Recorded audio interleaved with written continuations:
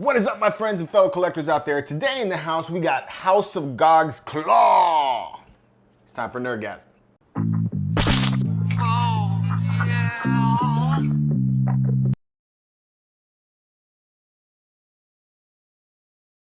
Welcome back, everyone, to another big statue unboxing. If this is your first time on the channel, we do a lot of talk of hot toys, statues, going on toy hunts, and all kinds of other geek stuff like that. So if you're into that kind of stuff, make sure you like, subscribe, and turn on notifications so you can stay up to date on all the content. So in the house, we have House of Gog's Klaw. Every time I hear that name, I think of that Jim Carrey movie, The Claw. But this is not that Claw. This is Klaw, the Space Ravager. This is part of House of Gog's original series by artist Pascal Blanchet. So I've done 2 reviews already of their pieces. This is the 3rd in their line. The first one was Moonstone. The second one was Jack. Jack, to me, was my favorite because it has kind of like that whole bounty hunter Star Wars vibe going on with it. But I'm a fan of sci-fi stuff. So I like sci-fi different pieces. You know, Battlestar Galactica, Star Wars, Star Trek, all that stuff like that gets me going. So that's why I wanted to take a look at this one and see how it fits with the others. Unfortunately, my other statues, since I've done a lot of moving around here, they're in storage, so I don't have the others here to put right next to it right away, but I've seen some pictures already, and they do look like they line up really well together, so I'm happy to have this one in the house. Just like the other statues from House of Gog, you get a cool box like this. It looks almost like an iPhone box, I mean, just a lot bigger, and it's packaged really nicely. Has this nice colorway to it. I love that they put the splash of color in there with the blue. I think Jack had more of like an orange, and Moonstone was kind of a green. So they all have like a certain color palette that they're going for. I think this one here has a little bit more color in the statue than the other 2 did. So that's another interesting point on this one, but we'll touch on that when we get to it. You have a silhouette of what the character looks like. So art by Pascal Blanchet, like I said. Side of the box shows that. Down on the side of the box, you have just white, and then you're back over here where it says House of Gog. So very cool. That's what the box looks like. Let's break it open, take a look at the foam, and then we'll get to the assembly. All right, so there is the box all open. It comes in 2 layers. Here's the top layer right here. Has the weapons, swap out parts for the weapons. The big double-bladed sword, that thing is huge. That is so cool. And you got a couple of swap out parts here. And then you have the lower base, which has the statue itself, or the figure itself of Klaw. You can see him right there, a little peek. A little peek, just a peek. And then you got the base right here. And some of the swap out arms right there. So should be a very easy piece to put together. So let's get to it. All right, before we get into the building, you get this pamphlet that comes with, whoa. Something fell out. Comes with the statue. So let's go over what they got in here. First off, you get a photograph or a piece of art of the character that you're going to be unboxing. So this is the Klaw, art by Pascal Blanchet. This is pretty cool. Every single one of the statues have come with a piece of art, so that's dope. You also get a certificate of authenticity. This one is limited edition of only 400, and I got number 53. Comes with a nice seal on it, and the paper feels really cool. It's got kind of like an embossed feel to it. So like there's areas of it that feel kind of like almost like a plastic, you know? Definitely doesn't feel like cheap paper that they put the certificate on, so that's pretty cool. And it's signed by PA and Hughes. Those are the founders of House of Gog, so very, very cool. You get an assembly guide to show you how to put this thing together. Being the statue master that I am, I don't think I'm gonna need that. Doesn't seem like it's overly complicated. And you get this card. So I'm thinking this means number 3 in the line of the statues that they have. So you get this, it's a metal card. So that's really nice and hard and everything, so that's cool. And it says House of Gog, premium art statues on the back. So that's what that is. So this is number 3. As soon as I get some space where I could take and display, you know, other sci-fi stuff beyond Star Wars, I'm definitely gonna put these guys back up because they look cool. All right, so let me get this back in here, and then we'll get to the assembly. Doo-doo-doo, doo-doo-doo. Back in black. I don't know why I got that song in my head. Doo-doo-doo, doo-doo-doo. Oh, this is dope. Okay, so this is the base. It's got like some kind of cockroach monster thing going on there, like a beast from the planet. And then on the bottom, it looks like that. So that's how your bottom of the base looks. It's got kind of like a yellow and teal color going on there, and it's signed by the artist. So I got, it's like Blanchet's art style. There you go, that's dope. Yeah, I got Pascal's signature on it. Very cool. Number 53 of 400. That's a nice touch that they have the artist sign the bottom of the base. Wish they would do that with more of the other statues, you know, because they get into, they should have the other artists do all the signatures there too, not just the guy who created the design, but the sculptor and the painter as well. So they should all get recognition for the work they do. But yep, there you go. You got a little cucaracha on a rock. Very cool. All right, so let's get, I guess the next part's gonna be the body.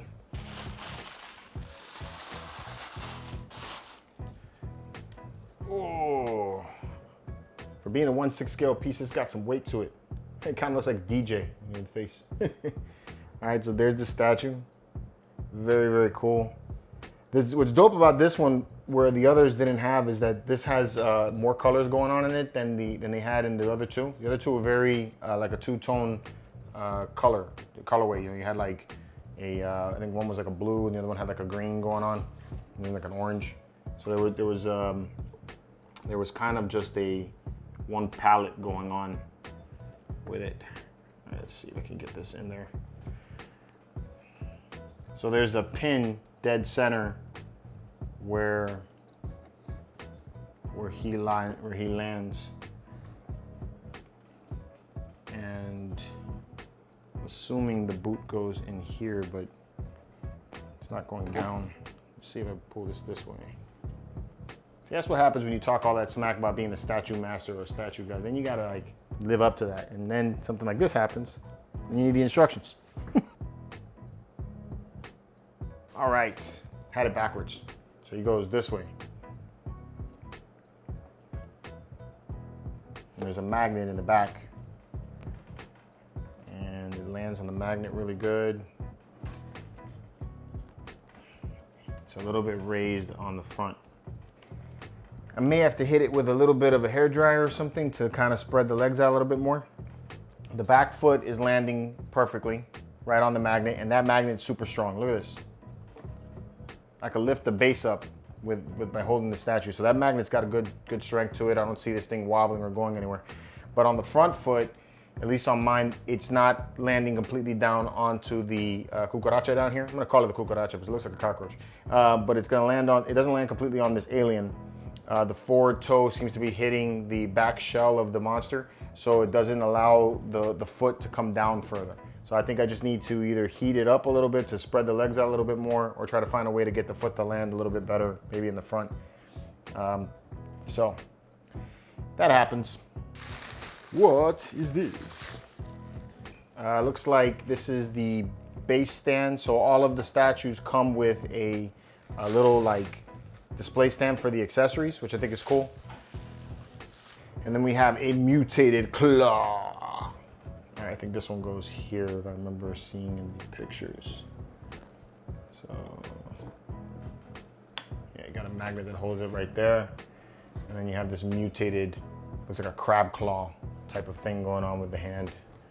Cool. All right, and then you get the other claw, which looks more like a robotic arm. I like this. This is dope. Kind of like this a little better than the mutated arm, but let's pop this off. So every one of these statues that you get from House of Gog has swap out parts. So this one has swap out arms. The other two have had some swap out weapons and a couple of heads. This one here doesn't have the swap out head. Yeah, I definitely like the robotic arm. That's dope. It's got this like weird mutation here going on. Very neat. I like it.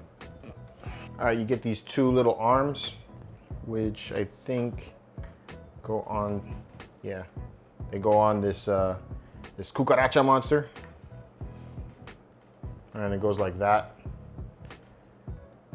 So judging by the way I would display this, probably I would end up displaying it like this. So yeah, you can see a little bit of the claw. It sticks out a little bit here on the back. So cool. All right, and then lastly, you get two weapons. You get staff gun or something, or a trumpet, No, I think it's a gun. This is gonna go right here in the arm, like that. You got a magnet that holds it. Got some big old hands. So you can have him like that with the gun. All right, that's pretty cool. Or you can have him with the double bladed sword, which that looks really cool. Wow. Also makes it a lot bigger. Dope. All right, let me clean up my mess and then we'll talk about the statue. All right, there it is all put together. The Claw. Space Ravager, part of, like I said, Pascal's Blanchet's world. The derelict planet, I think, is what that whole storyline is all about. So there's, like I said, there was Moonstone and then there was Jack. And I believe this guy is meant to be an enemy for them. At least from the comic strip they showed with this one. He was like in a prison and he broke out and he killed the guards that were there. He escaped and then he landed on the planet. And then on the planet you see like one of these cucaracha monsters in the distance and him emerging from the escape pod that he exploded out of. So then, at least here it shows that maybe he killed that monster and he's standing over it and continually walking forward. Definitely has a really sick look to it with all the electronics or the mechanisms and everything, very sci-fi-ish, you know, like, and at the same time, kind of like punk almost, you know, with the boots and all that. So I think that's pretty dope. And you got this kind of like mohawk thing going on. So definitely neat. I love that it's got this monster that he's standing on, but I do see that this for such a 6-scale piece, this takes up a lot of space.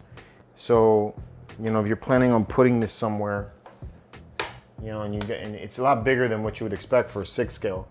So, you know, let's see. So that you'd probably display it going like this, so you can see his face, you know, a little bit of the body and everything, and these tentacles coming out, or the claws on the monster. So you're probably looking at about 21 to 22 inches on like an angle if you want to display it with the double sword.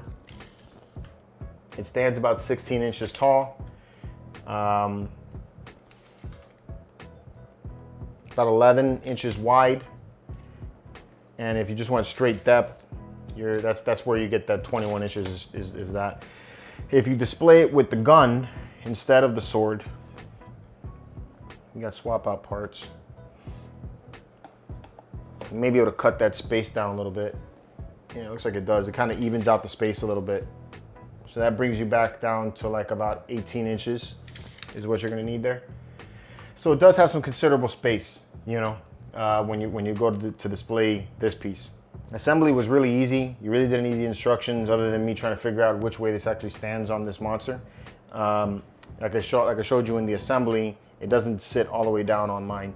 So, you know, it could just be a defect on mine, or, but it seems to be hitting the toe at the very shell here, so I can't get that to go down any further.